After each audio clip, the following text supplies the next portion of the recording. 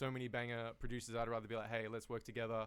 Same thing with singing. I can't sing. I don't want to use autotune either. I'd rather, there's so many good singers. I'd rather be like, hey, I've got a track. Can you bring some extra, emotion to this song? And yeah, they usually kill it. So then when you go to write the lyrics then, so like is it, because you know how like say, well, I mean with majority of music as well, it's like people kind of like hone in on feelings, emotions, things they're like they are experiencing within their own life to be able to actually write about it.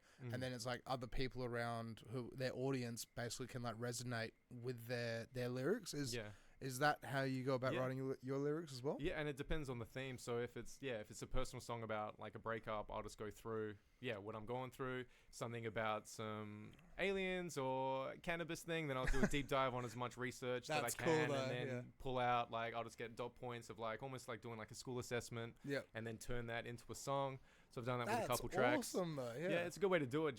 And then you learn about it. Like if you want to do a topic, just do a bunch of research, and then you learn new shit, and then the song is better. And I try to make all my songs as informed as possible, and then kind of like a dot point on history, so I can look back and be like, oh, I told you guys cannabis is good. Like for years it's just like, oh, it's a gateway drug, like you're a piece of shit. But it's the truth though. Like, it is 100% the truth. And it's wild. It's like diving into that just a little bit before we dive into it big time. But it's like it's one of those things where like with Henry Ford, so when he made the first car, and it was a hemp car, right? Yep. And then it's like they realized that aluminium, they make more money out of aluminium and steel and the whole lot, so they would push for that. But it's like if a car hit another car made out of hemp, they would bounce off. It wouldn't crumble or destroy. Which kills me. The greed where it's like, they'll literally choose profit over human safety and prosperity. Like, that's the most evil shit. We got to fact check this as well, because I'm pretty sure it was Henry Ford, and car. was it the Declaration of Independence, I think, was written on hemp paper. Really? The first American law about hemp was legally requiring farmers to grow hemp because it was that beneficial. So go from that instead of cotton farming. So instead of the dark history. Yeah, there you go. Fact check the hell out of that. But yeah, so then like how many songs do you reckon you've written? Probably like 20, 30, 40? Man, I haven't done a count, but I think it's like I've got 2 EPs, 2 mixtapes, and I think 2 albums, so I'd say maybe 60, 70 tracks. That's so cool. That's very cool. Yeah, that's pretty crazy to think about. But Well, do you ever go back and like listen to the music from like right back at the beginning and like how you... I haven't. Not that first EP, you can't find it anywhere. Really? Like that'll be... that was 2014, so 10 years... Yeah, this year, that's fucking crazy. Yeah. So I might dust it off then, but... Yeah, it's you can hear a progression of definitely in terms of just beats and just learning how to make music. But I knew, like with anything, like the more time you put in, the better you'll get. So you can accept putting out music that maybe isn't great, and you know it's not great, but you will get better by doing and releasing shit, which I think a lot of people, they become perfectionists, and it's like it's never going to be perfect. Like with music and art, it's subjective, so there's never a finish line, as opposed to, all right guys, we got these 4 tables, we got to make sure that we got 3 seats here, then we're good. Once the 3 chairs, we're done. Like that's finished. But with music, it's like, when do you get rid of your baby? You know, like you just gotta fucking it just never ended. Like it's just continuously growing almost, right? Yeah. And it's just expanding. And it's like when you dive into the music industry, it's massive. It's huge. There's so many different things you can like.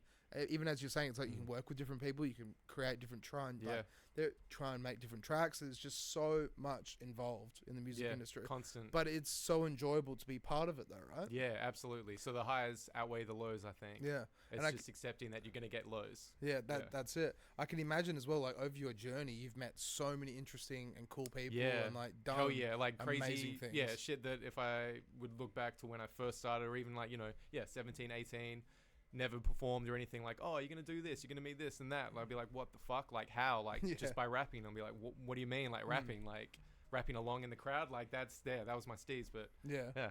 So then, like, who have you met in the industry that have, like, anyone? Yeah, I guess underground wise, like so Chris Webby, 4 Hours from the UK, Ocean Wisdom, who's like one of the best rappers, Merkules. Ocean Wisdom, did you say? Yeah, if anyone wants to check out his cadence, everything, he's just very cool. Yeah, and he was cool as hell.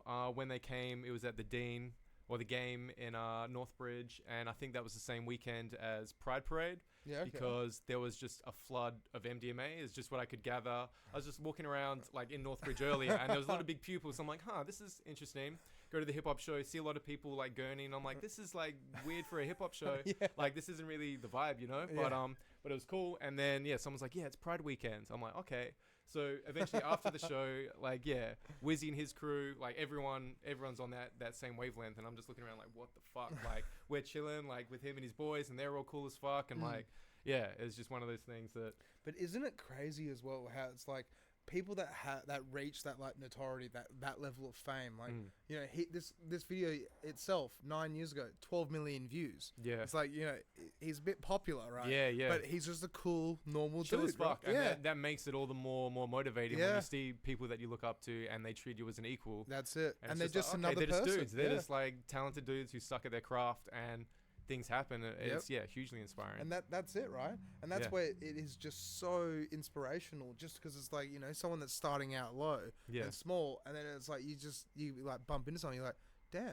It's like, how can they just be like so popular but so cool? At just the a same person. time? Like, oh, they're people, right? That makes sense. Yeah, like, they're just like us. It's fucking crazy. And then on the flip side, you get people who are local but have like a big head, and it's like, come on, man. And then you see, oh, okay, like. That's not really how you're supposed to treat people, but everyone. I mean, you get a lot of egos in any entertainment industry. Yeah, that's it. I was just about to say, just like the DJ industry, but I've found that it's like the toxic people. Yeah, they kind of come and go in a way. Yeah, for sure. Because it's like people kind of realize it's like, well, they're nice people sometimes, but they're quite toxic or this or that, and the word spreads around, and then, you know, they just kind of stop getting bookings, or you know, they're in it for the wrong reasons, so then they get. You know, it's like the typical thing of like a guy or a girl just going out just to try and get a partner.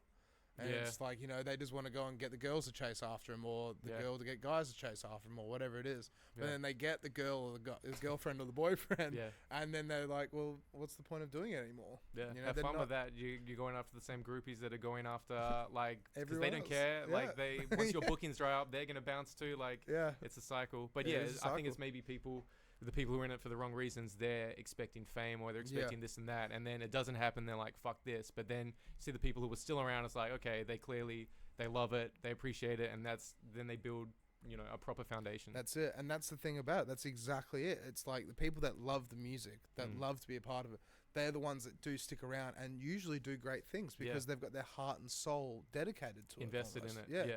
Very invested. Especially with, rap egos is crazy. Even in Australia. Yeah, it's over the top where it's like, man, you just need an intense mushroom trip or something, and just like this doesn't make sense, man. Mushroom trip. Yeah. Just have that ego down. Yeah, have the ego, like go by the water, like go to a beach and, you know, have a good time after, you know, the shattering of illusion or whatever. That's it, yeah. But isn't it kind of like it I mean, it's like a little bit of a rabbit hole, but it is kind of nuts how it is like commercialism and like materialism, and it's like all these things from our mobile phones that kind of manipulate what we look at as like, you know, I want to own a Mercedes Benz. I want to do this. I want to have a mansion. I want this and that. Yeah. But it's not living in the moment. It's not reality. No. And what is that? Okay, so you own a Mercedes. And it's like you can get one pretty quick, but you're going to be in debt for a while, and then you're going to hope that no one smashes into it, and repayment is like, But I've never really had money anyway, so I guess I've never craved.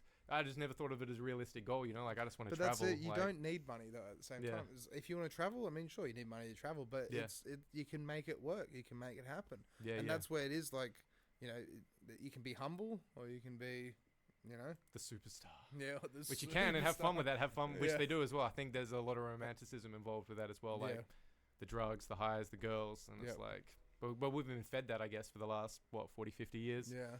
Has been. Well, here's one for you then, because like you're still quite involved with hip hop and like the music industry, right? How have you felt about how music has changed over the last, like, from the 90s to now? That's crazy. It's quite funny. I always say, right, that I reckon, I think it was 2012 or 2013. Try and fact check me on this, but when Nicki Minaj released Super Bass, I think that's when music went down the shitter. Shit. I mean, it's interesting because that's around the Hadron Collider fucking thing. Yeah. So with the Mandela effect, all that, that's an interesting... Oh, that's where the universe is just cracked. Nicki's involved. But, yeah. But it's like, I really do feel that's like, after she made that song, the way the music industry changed, it became more publicly open to anything. Like anything goes. It's like how Ice Spice has just released a song. It's called "You the Shit." Brackets fart. That's brutal, man. Have you seen the movie Idiocracy? Yeah. It's like when I see Ice Spice, I'm like, that's Idiocracy, and it's we're clearly been heading down that road. So I think it's music in general, right? It would have been nice to make music. I think in the 80s and 90s, and obviously for independent artists, you'd be completely reliant on the radio or being signed to a label. No, you don't have the full screen yet. It's just, when did it come out? What sucks, man? Nikki's got bars as well. 12 like when she was years coming ago, up, she could spit. Like she was a good MC, but Hollywood had kind of like, there's an interview of her on the streets in New York before she blew up, and she's talking. She's going to be a good role model. She's not going to be sexualized, and she's become one of the most sexualized artists. And it's just Hollywood sinking their claws in and being like, the money, the fame. Look, you got all these number ones. Keep doing it. It's like she was against sexualization. Now she's legit. That's it, and that's where the corruption can kind of occur in a way, right? And it's a bit sad because it's like, you know, as you said, it's like she could have been in it for the right reasons, did it because she loved it the whole lot, talented, but then realized like I could get a private jet, and I could fly around the world. Like, it's not a bad trade-off, I guess. I feel Hollywood's probably an effective manipulation machine, even if her herself isn't corrupt, having the handlers around and the people or the just doing the things, almost. and attacking the insecurities. Like, it seems, I think that's essentially what Hollywood is now, you know, or it probably has been for a ridiculous amount of time. This is so good. Like, I haven't actually dived into this before on the podcast, but it's all like, it's palatable. Like, facts. I mean, you look at the music even from like the 60s and stuff, and how great it was, and then I think the record executives kind of came in through the 70s. Look up Idiocracy intro. That's the best one. Like, we've played this on the podcast before, but I love this. Man, like, it's one of my favorite movies of this. The shorter one. Oh no, go the 3-minute one. Yeah, just that one, and then unmute it. Let's actually watch this. It's so good. It's a documentary. Fine work of doctors. Oh, so we can still talk over the top of it, but it's so As the 21st so interesting. Human evolution was at a turning point. Natural selection, the process by which the strongest, the smartest, the fastest reproduced in greater numbers than the rest. A process which had once favored the noblest traits of man now began to favor different traits. So funny. Most science fiction of the day predicted a future that was more civilized and more intelligent. But as time went on, things seemed to be heading in the opposite direction, a dumbing down. How did this happen? Evolution does not necessarily reward intelligence. I bet you didn't think we would do this. It began to simply reward those who reproduced the most. It's crazy. Left the intelligent to become an endangered Like this, species. This I know. I see so many examples of this particular. So do I. An important decision. We're just waiting for the right time. It's not something you want to rush into, obviously. No way. Oh shit, I'm pregnant again! I got too many damn kids. Thought you was on the pill or some shit. Hell no! Must have been thinking of Britney. Britney! No, you. There's no way we can have a child now. Not with the market the way it is, no. No, that just wouldn't make any sense. It's actually scary to think of in a way. Because it's funny, but it's also tragic because it's like, fuck, is that actually happening? Yeah.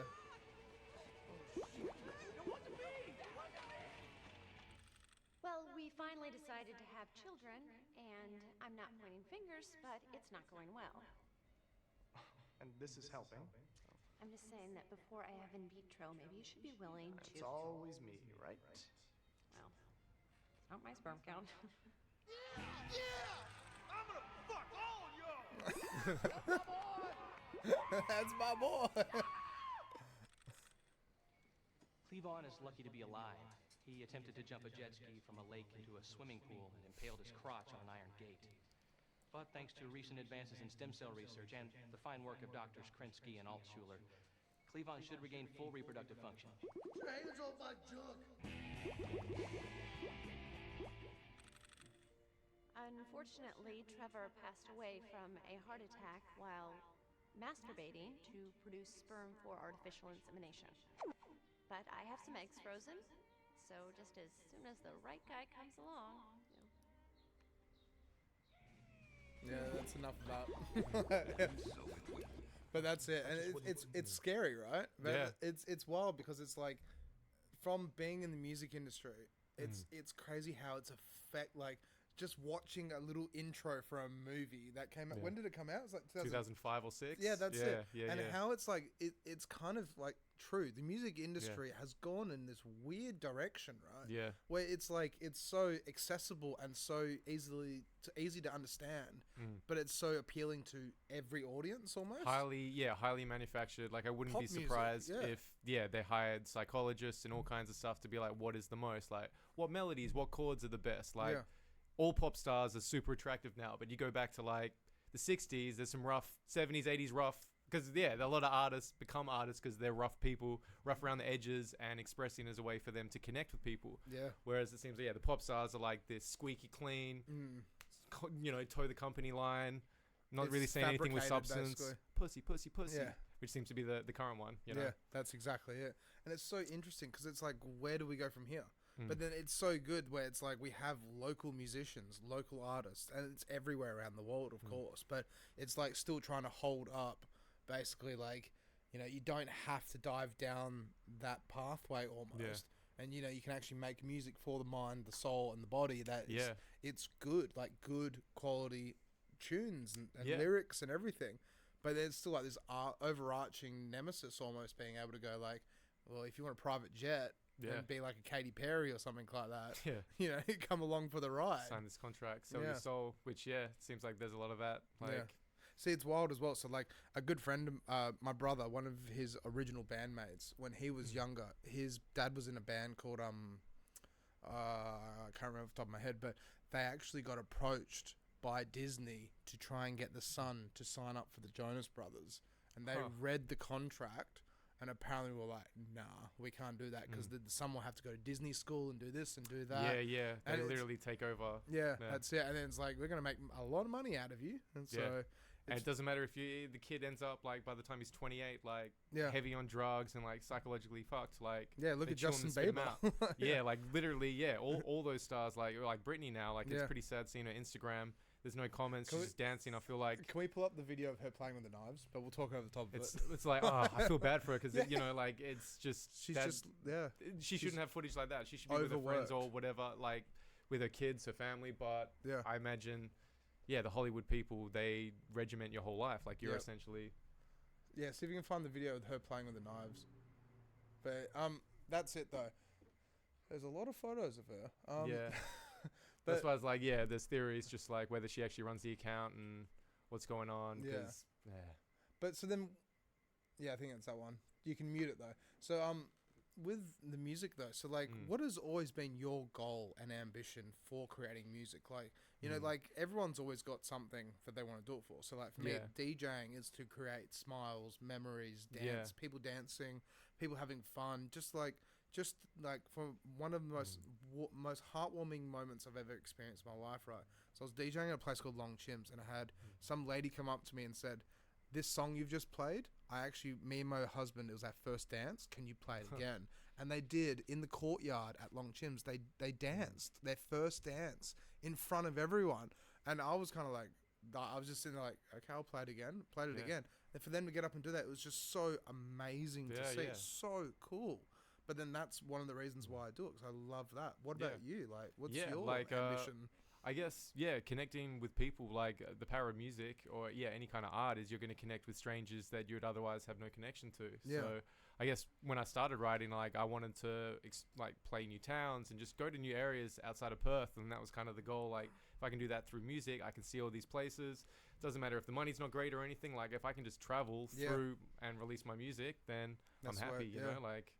That's all that's worth doing. That's really cool. It's the right way to look at it in a way. Yeah. Because at the end of the day, it's like, sure, like who wouldn't want to be a superstar? But at the same time, who also wants to still keep their passion alive and not have puppet masters just share what you want, like having your thoughts reciprocated. Like music, particularly with hip hop, it's like lyrically, if people identify with certain lyrics or like, man, I really love that you said this, like that's fucking awesome. Like that's so much power. You're not going to get that in a warehouse or fucking working for someone else who's just passive aggressive and throwing out little digs. Have you ever had like, you know, like when you've played a live show or something like that, like someone come up to you and be like, your music has just inspired me? Or anything? Yeah, I can imagine it's so heartwarming, right? Oh, totally. It's like, I don't think they realize how much we appreciate it, you know, where it's like, fuck, like you could be having like a rough day or something and then you get a message or someone comes up, it's like, oh man, really like this, like it's power. That's it. It's just so powerful.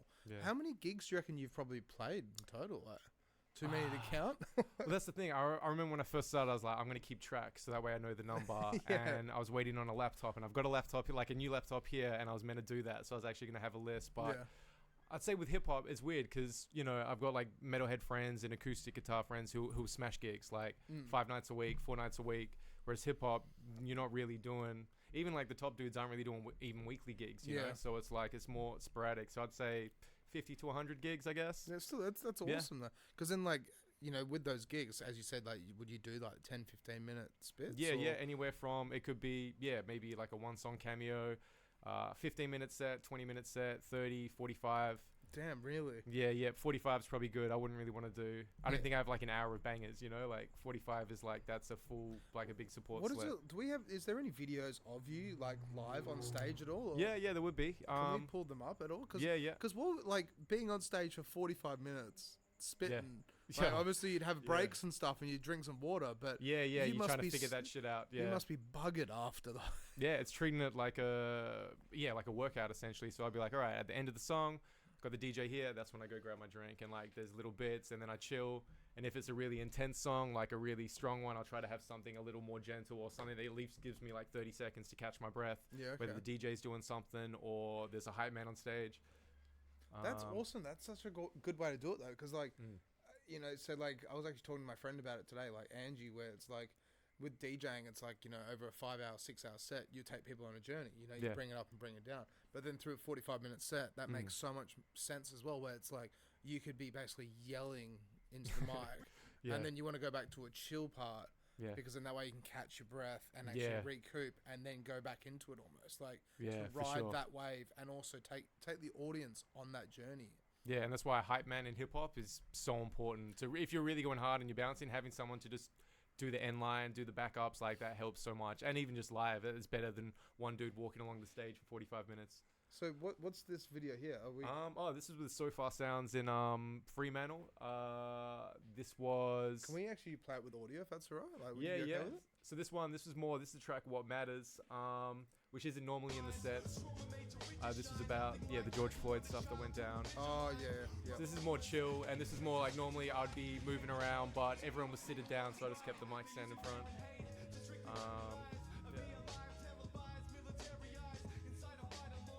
Yeah, you got good flow. Cheers, man.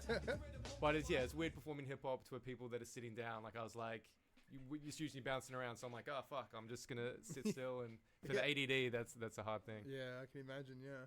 So what's some of your favorite gigs that you've ever done? I went on tour with Seth Sentry on the tour Play It with Safe. Seth Sentry. Yeah, which was fucking awesome because he was one of my biggest Australian influences. Yeah, it's Seth Sentry. Like, yeah, that's pretty cool. And we played, I think it was Bunbury, Fremantle, Leederville, and Northbridge in a 4-day run. And just doing that and being like, oh man, I really look up to this guy and the crowd. So I guess, my music is maybe similar to Seth Sentry. Fans are pretty open to maybe my style of music. So that's why I was really stoked to get the support. And just, the fans built from Bunbury, Leederville. By the time it was Northbridge, it was like pumping crowd. I was on later, like the show started later, so being the support act, more people were there because it was later in the night, and it was just, one of those things where I'm like, fuck, like if I had to stop doing rap now, I did that, that's fucking huge, like I'm happy with that, you know, like, that was a killer gig. With awesome. Butterfingers as well on the Fig Jam tour, so that was in 2022. Okay. And we got to finish the tour in Fremantle, and that was a sold out crowd. My sisters and my parents were there, so that was a nice little. Yeah. Because to pitch them, oh hey guys, I'm gonna rap about weed and shit, and like. By the way. Say Joel, I'm just gonna, do this, like. But the fact they could see that and be like, oh okay, there's like some really cool stuff to this, like that was really cool. Yeah, because didn't you say as well, like before we started, it's like, so you originally were a PT trainer. And then you kind of changed and moved into... into music. So I was doing PT... Well, it's weird. So wanted to do music. Hopsin thing happened. That was like 2012, 2013. I knew I was just working some shit job at the airport, which was literally, I think, 2 conveyor belts with boxes. Some are going north of the river, some are going south of the river. You're either pushing the boxes or pulling the boxes. And that was literally the job from like fucking 1 a.m. to like 6 a.m. Wow. And I was doing that, and I was just listening, funnily enough, to the Rogan podcast. He's like, get your shit together, like do jiu-jitsu and stuff. And I was like, fuck, I need to change. And so I was like, I started doing jiu-jitsu, and then through that I started doing boxing and Muay Thai. And that, once you start like training more, you start eating healthier, you start making better choices, it starts like a ripple effect of like getting your shit together, especially from like a typically like lazy stoner, which is what I was. And like, so I was doing that. And then I started training friends, and then I was like, you know what? Like, I feel like I could do this as a job and pursue music on the side. So then did that. PT from 2014 to 2018 at Danny Green's gym in Warwick with Green Zone, which was like fucking like awesome experience, just working under Danny Green and the other people there. There was like a boxer who was 2-1, so Instagram model. Danny Green's like, he's a world famous boxer, right? Yeah, like WA. I probably. Is he from WA? Yeah. Danny Green's from WA? Yeah, man. What? Yeah, What? I think when he was training for the Olympics in 2000, there's like, he was running along, might have been West Coast Highway or along Greenwood. But I had no idea he's from Perth. Yeah.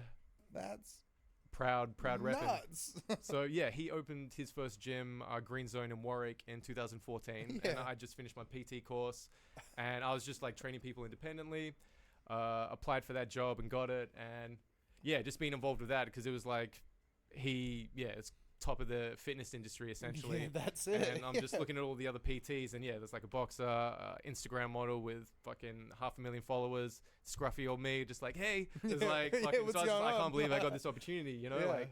But Danny was really cool, and I was doing that for a while, but a couple years, and then it got to the point where it's like I can't maintain doing PT and doing music because it's just not. You got to pick the schedule, as we were talking before the podcast. That's it's like the two worlds almost. You got to balance it out. And it's like the work life, like the health, like the healthy lifestyle that you got to pick and choose. So. Absolutely, it's like if you got to be at the gym at 5 a.m. 5 days a week, and then you're also training clients after work, so 5 p.m. to 8 or 9 p.m. That's a crazy schedule. And then you're trying to do music. Like, I'd do music in between. Like, in the middle of the day, I'd go record. I'd book studio time, and I was doing it like that, and that was cool for a while, but going from gigs, finishing late, laying in bed at 1 a.m., looking at the clock, being like, I got to be up in 3.5 hours, and then I got to be the energetic, hey guys, let's train, and I'm still smoking weed, so it's like they're already like giving me a pass, being like, all right, dude with like scruffy hair, it's like, all right, he's training, but it's like it definitely got to a point where I was like, all right, I just need to pursue music, and so stepped away from that. But then you never really look back, right? Like,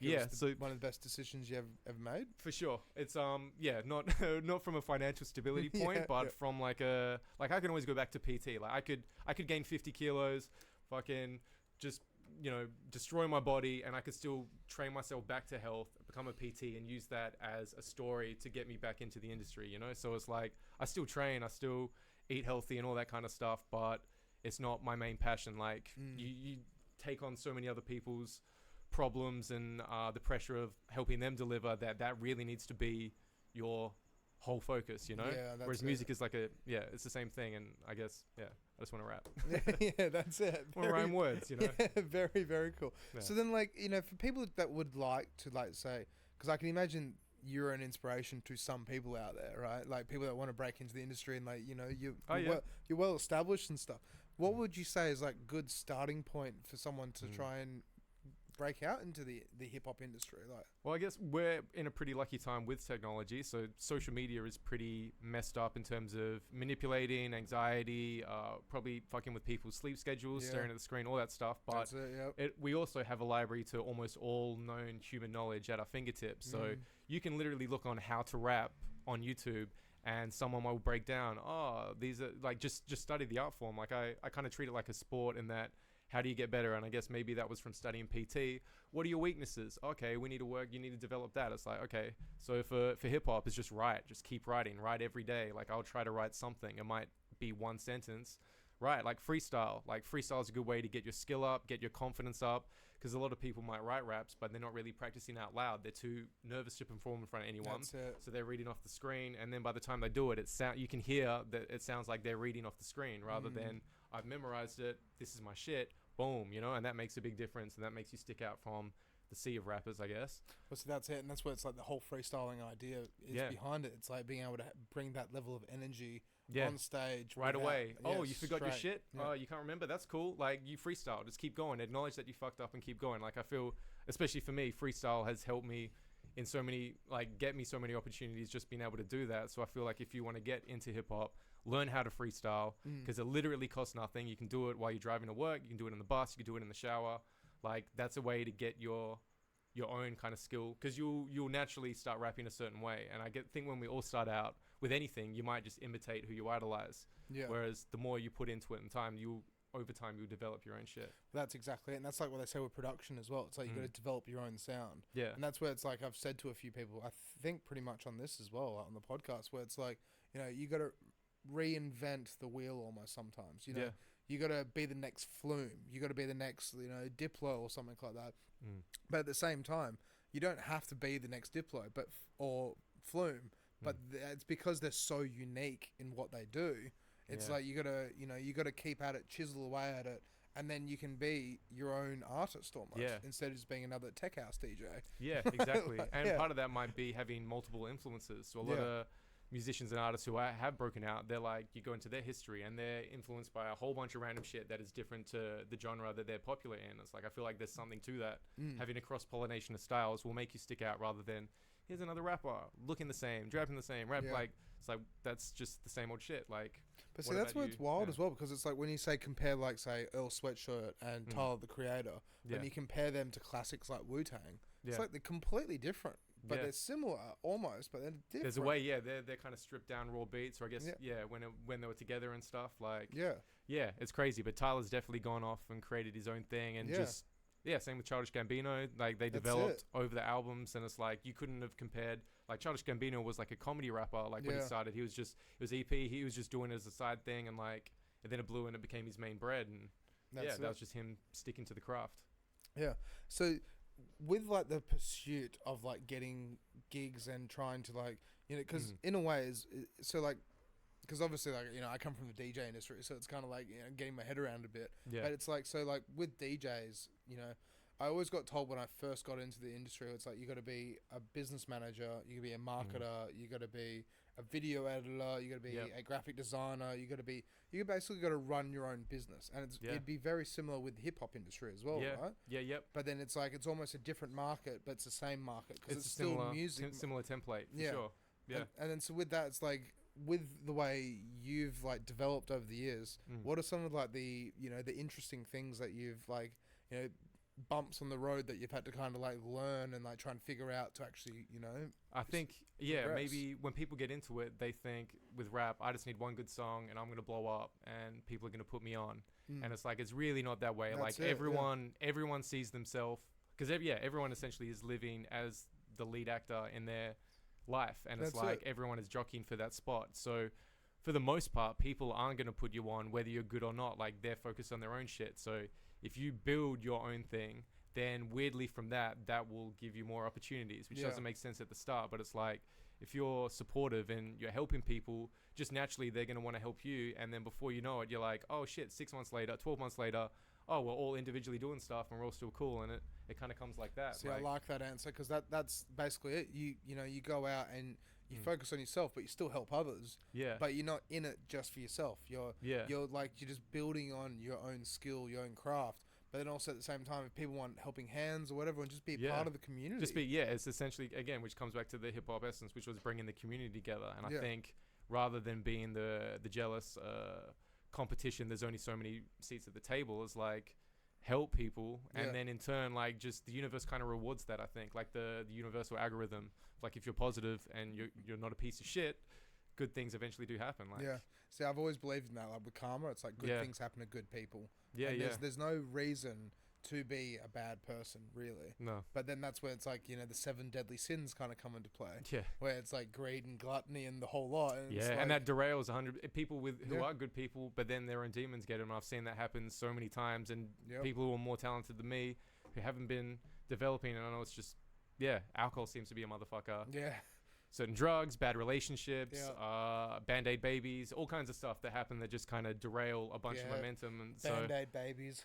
It was the idiocracy thing where it's like, you know, just people breeding when it's like maybe they just wanted to hook up and not create a new life, you know? That's it. And you're right as well. It's like, it's so wild, but how alcohol is such a common, like, it is a poison, and it is an aggressive poison. Yeah. But it is such just a standard thing in today's society. In Australian culture, especially, you're a freak if you don't drink. And like, I'll have a couple drinks before a set, but it's like, I just see it's definitely for people who have problems with anxiety, like myself included. Alcohol is a social crutch. It is, yeah. And then people get into that thing of I can only perform if I'm drunk.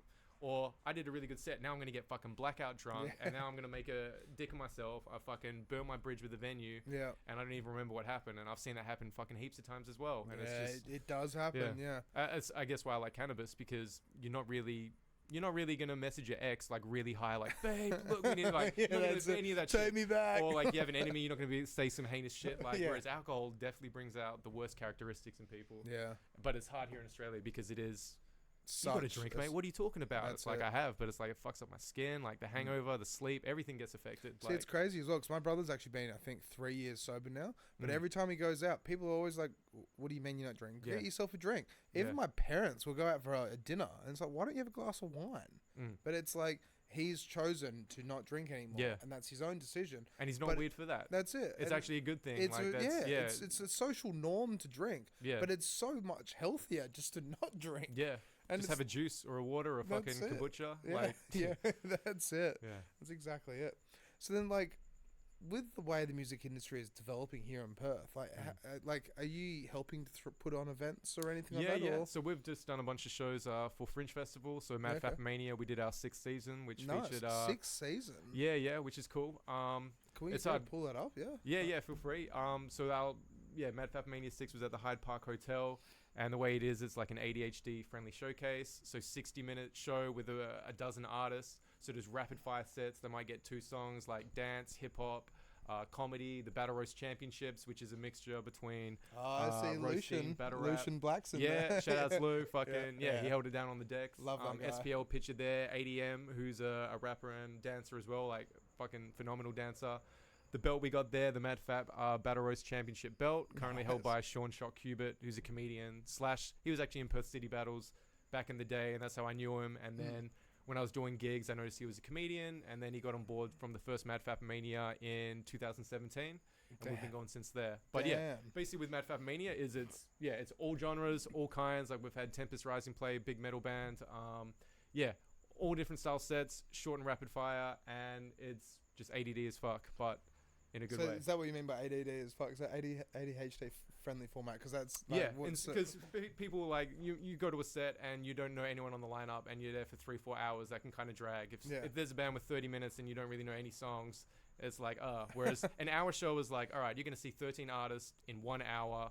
Boom, boom, boom, boom. Like, you don't like that person, you like this person. And the way it does it leaves you wanting more because you're like, I really like that person. Then you want to go check out their shit.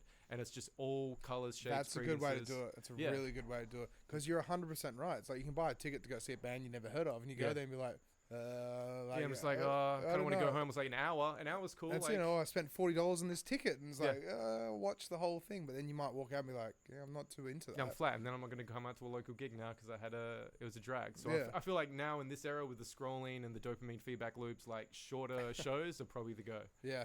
So with Fringe, we're doing the hour shows, and that's been good. And then, so you've got some other shows on the coming up as well? So we did just last week was Wrestling Almania, which was Almania, just a little show lead in before the WWE came this past weekend at Optus. Okay. Which was awesome. And that actually had local wrestlers from Dude Where's My Ring.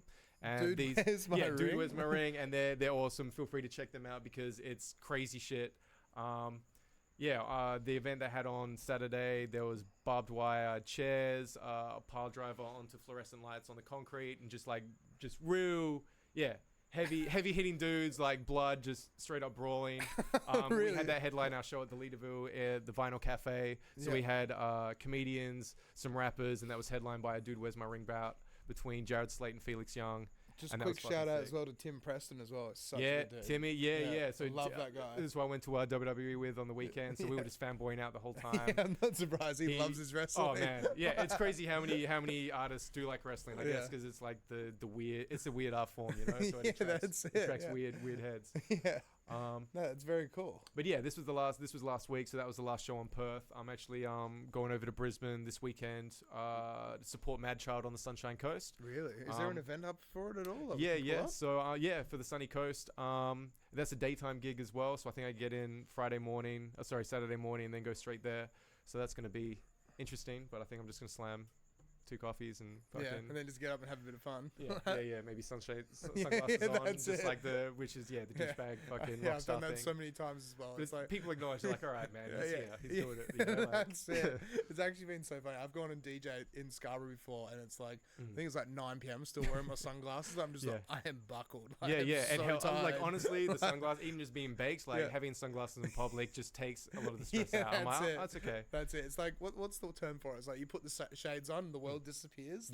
Yeah, so I'm cool. And you had headphones, holy shit. You're like, grocery store with the sunshades on. Like, it's the way to do it, So then you're directly involved with MadFap then as well, right? So MadFap, essentially it started from when I was doing rapping. It was really hard to get gigs to start off because it's like, oh, you don't have an album out. Like, where's your, like, I'm like, how do you actually start? And then I knew there were a bunch of other artists who were in the same boat and just going to local comedy gigs and other gigs like that. Like, I was a fan of multiple art scenes. I was like, fuck it, maybe I should just start a label and just start putting on shows, and that'll give us a chance to get experience and go in front of the crowd. And that's the way to do it. It's just like with record labels as well. Right? It's literally just starting on, and like you don't know what the fuck you're doing, but it is a record label essentially. Yeah.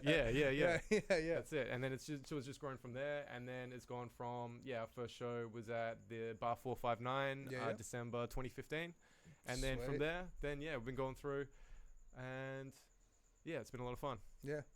And like when you look, because we've only got about 10 minutes left as well, by the way. But like when you look back, like, you know, you kind of mentioned it before, but the way you've progressed and all the things you've done, it's like, could you, like, when you were 17, 16, 15, could you imagine you've done this stuff? It'd be crazy. Yeah, I'd be like, what happened? Have you got like someone like a sugar mama or what the fuck, you know? Like, but I think maybe just looking up to certain artists like ICP, for example, in America, who are universally panned. Musically, is like, I get it, but as like water magnets. I was like, when that came, I was like, oh, Shaggy. But it's like they're from like 1992. They've been packing out shows and shit on, but still kept going, built a loyal fan base. And for them, it's like they've always kind of been inspiring because despite any criticism, they knew what they wanted to do and they just did it kind of brick by brick.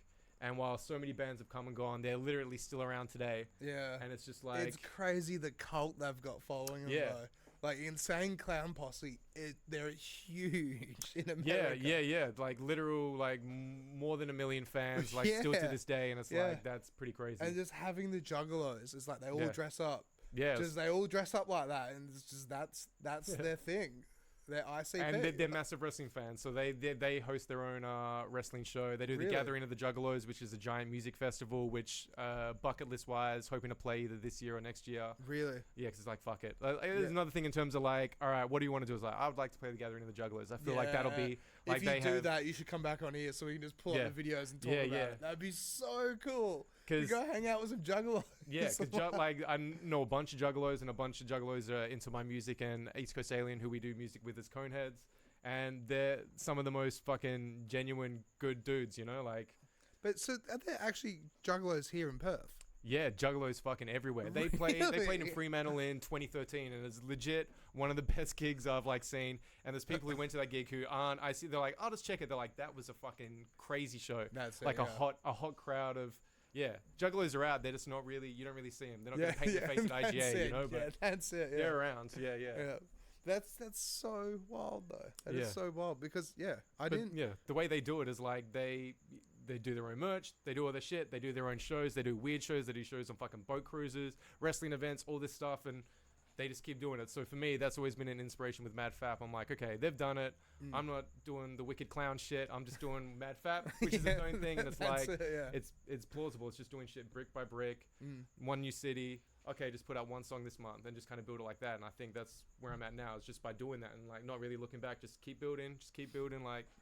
If you could like aim for like what for like a goal up in the sky, what would you want MadFap and also just your overall career to look like in like 10 years? If it was just like, you know, like a dream in the sky that you could make a reality. Yeah. All right. So I reckon MadFapomania national tour, which would be Brisbane, Sydney, Melbourne, and Adelaide. Yeah, it'd be very cool. Maybe Darwin if there was someone cool in Darwin to hook it up, but that seems that's rare. But national tour for MadFapomania, national tour with Coneheads in Australia, Thailand, Amsterdam, Canada, America, maybe one rogue show in Mexico. And I'm working on those at the moment where it's like, they're doable. It's just going to take time and it's not going to be like a Taylor Swift fucking making the rounds on TV and like radio promote. It's just going to be underground, just fucking boots and asses, sleep in a dodgy hostel in fucking Amsterdam and, you know. But the thing is, YOLO, you only live once. Yeah. And at the same time, to be able to experience that. And to play a show in Amsterdam would be pretty damn cool at the same time. Yeah, have you been? No, never. It's fucking, amazing. Highly recommended. Really cool, believe the hype. Like, it's like, it could totally be overhyped, but fantastic place. Very nice. But see, that's it. It's like, you've got humble goals. You know, like with MadFap, you've got artists under the record label. So if you were to organize a national tour, those artists would be coming with you essentially, right? Yeah, or you try and pick out artists that are signed to label. And each city who are around. So with MadFap, the way it would work, a few comedians. It's just building those networks and doing it like that. But see, that's it. And that's the way to do it, is like what we talked about ages ago, where it's like, you know, lending a helping hand to people. It's like people want to break out into the industry, but, you know, it's better like to lend a helping hand and give them guidance, so then that way they can get their wings, and you never know, they might fly away. And it's like one of the reasons why we do this as well, because there's so many local cool original artists, producers, DJs, whatever it is. But sometimes I just feel like, you know, giving them a helping hand, it's like it can really give them inspiration. It's huge. You don't realize how much you're helping their boat get a little bit further, and then the whole current starts going that way. That's it. Like, we interviewed a band called Rah Viper Band ages and ages ago, probably like after their 4th or 5th gig, and now they're going on tour with San Francisco. Yeah, nice. And it's like, we interviewed those guys right in the beginning, but like when they came on, we were just like, no, you guys are really cool. Keep doing what you're doing. But it's the way to do it, right? Yeah, and it's the karma. Good things happen to good people, and at the same time, lend a helping hand. Be a genuine person. Be a nice person. Don't, you know, eliminate the toxicity and just help each other out. That's really what people want at their core. Like, social media is all shit show arguments in the comments and all that stuff. But how nice is it when a random stranger, like, you could be in traffic and a guy lets you through and waves? It's like a little positive interaction. You do that on like a bigger scale all the time, then shit starts happening, like, in a good way. The other day, like, I went and parked in a car park, and some guy's like, "Oh, here, have my ticket." And it's like a little thing like that. And that would have made you, and I just said to the guy, oh shit. I just said to the guy, it's like, "Thank you, you're amazing. Like, that's really nice of you." And you feel that, and you want to maybe do something else. Like, later in that day, there might have been an opportunity where you're like, "Oh, okay, I'm gonna pay this forward," and it just fucking works like that. That's exactly it. Yeah. So we've only got 5 minutes left. Oh yeah. Yeah. So. Cannabis. Yeah, we can dive into that. 5 minutes of cannabis. Yep. So, okay. Yeah, here we go. Yeah. So, all right. Well, look, if anyone is interested in getting the medical cannabis, it's legal here in Australia now after so much red tape.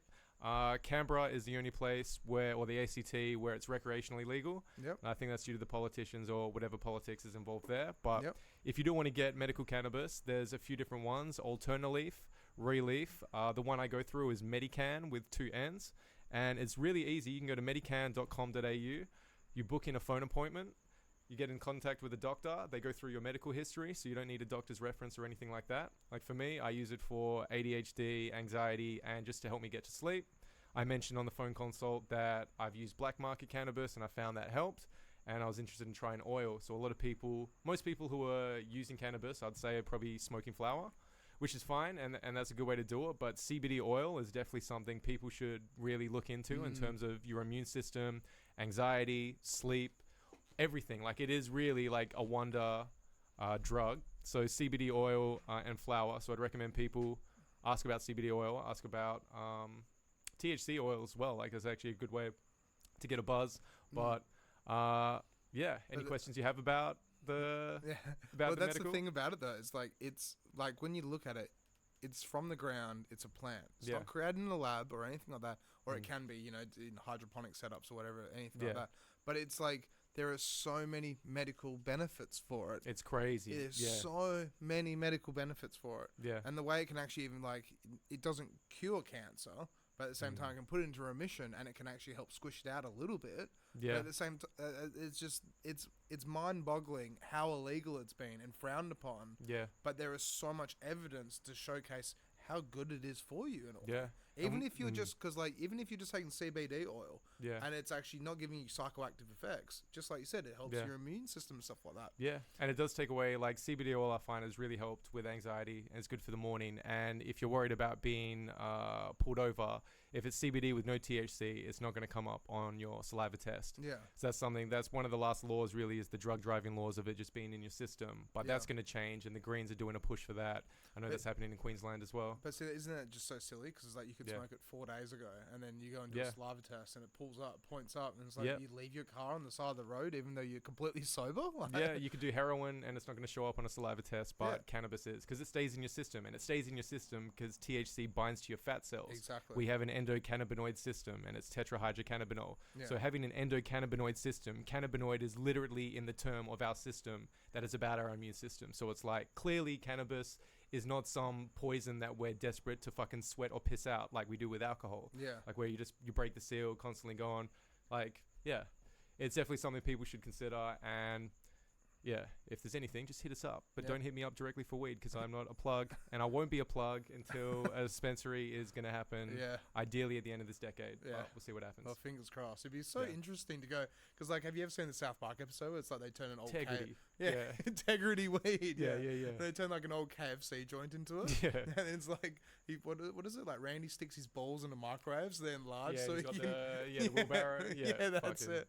Yeah, no, it's so good. But then you were mentioning as well, so you might be playing a festival or something? Oh yeah, so there's are you able to do the shout out? Or yeah. So it hasn't been announced yet, but shout outs to Alien Tech, Empirical Glass. A very special event coming up on Sunday, April 21st. And that's going to be in the Swan Valley, and that is a cannabis event where if you have your medical script, you can actually, have it, and it's an event. We've got some acoustics, some rappers, DJs, all really cool. It's a killer lineup that to be revealed at a later date, I guess, but are really stoked to be avoided. Event. Yeah. So with 420 weekend, April 20th, big stoner holiday. So that's on the Saturday, but Sunday, so 421, the day after, special cannabis event. And I think it's going to be the first of many. So for years, we've talked about, having an actual event where you can use cannabis. It's Cannabis Ones. America is always popping off. Canada as well. Australia, following in the same footsteps, is definitely going to happen. Hasn't really happened yet on a national level, but here in Perth, we're going to have that on Sunday, the 21st That's of April. wild just to think about, because it's like classic things where you go the big day out or stereo something, and you just smell it in the crowd. Yeah, but always. Every festival you smell it, right? But then at the same time, it's like, it's literally a festival where it's just weed friendly. So you just go there and it's just going to stink of it. Yep. But it smells damn good sometimes. Yeah, and the medical where it's all banger. And that's the thing, is like a good thing about medical, you're no longer meeting someone in the car park and waiting 45 minutes and it's some fucking esche with some marked up shitty weed. It's like you get genuine medical quality delivered to your door the way it should be, and it's only going to get more sophisticated and better. Yep. So it's like, now's the time, people. If you thought about it, it's like, really look into it and just be legally protected. So if you do, smoke a joint while you're out, you get stopped by a cop, if you've got your medical on you, just flash your fine. card. Yeah, it's fine. That's it. Be like, sorry, police officer, here's my medical marijuana card. And then it's like, you're not committing any crime. Like, what stoner's committing a crime aside from smoking? Like, it's just the act of holding cannabis itself, which is bullshit. That's it. And that's where it is so wild. It's like, how many fights and aggressive moments has alcohol created, and how many fights and aggressive moments has weed created? Exactly. It's not even like any officer, paramedic, they would know. Like, they just see the data themselves. That's it. Like, you might get a little bit upset if, like, your roommate's eating your munchie food or something like that. Forgetful. But, certain things, certain negatives with cannabis, but it's more just like, like dopey, like not really fucking particularly traumatic or violent. Exactly, It's just harmless, absolute harmless fun, basically. Yeah. Alongside the medical benefits. So. Yeah, exactly. We've basically run out of time though, because you got to shoot off to that's dinner all good. thing. Yeah. That's all, Jay. But honestly, thank you so much for coming on. Oh man, thanks for having us. This has been really good. And it's like time's flown by. Yeah, but at the same time, we've talked about so many cool things, honestly, and like dived right into it. And it's just been go. It's just been good. So it's the dual ADHD. Yeah, that's it. Yeah, we're just bouncing off each other. What about this tab? That tab. Yeah, it's like a classic game of Pong, but it's like, sped up 10 times. Yeah, like, boom, boom, boom. Yeah. Okay. Well, cheers so much for coming on. And then definitely, like, I want to get you back on in the future. Yeah, man. Just, like, I want to make the gathering of the Juggalos happen with East Coast Aliens. So shout out to my homie. Please. Yeah, it's time, Yeah, and then as soon as that happens, hit me up because I want you to come back on so we can just dive into that. I'll FaceTime you with face paint on in fucking Ohio or wherever it'll be, like somewhere like out in the desert. That'd be so cool. Yeah, so cool. Bloody ICP. Yeah, that'll be the shit. Yeah. All right. Well, cheers for that. Yeah. And so then this Thursday we've got a friend of mine called Katie Banderim. I think that's her last. I think I said her last name correctly. But she's a really cool girl. Yeah. And she's just started diving into the DJ industry. And it's like what we were saying before. It's like I want to help her, giving a bit of a helping hand. Yeah. And basically just help see if I can get her more gigs or do whatever and get her name out there a bit more. Because she's a good soul. Yeah. She's a really good soul. Really cool chick. Yeah, so, nice. Yeah, so she's coming on this Thursday, and check it out, you guys, and then check it out. All right, well, cheers once again. Yep. And then we'll wrap things up, and we'll see you guys on Thursday. See you guys. When check out any shit, Mad Fab Entertainment, Spotify, YouTube. Shout out to Mad Fab. April 21st in Perth, and if you're on Queensland, a few shows coming up. Just check out Coneheads, and much love, people. Yeah. All right, catch you guys.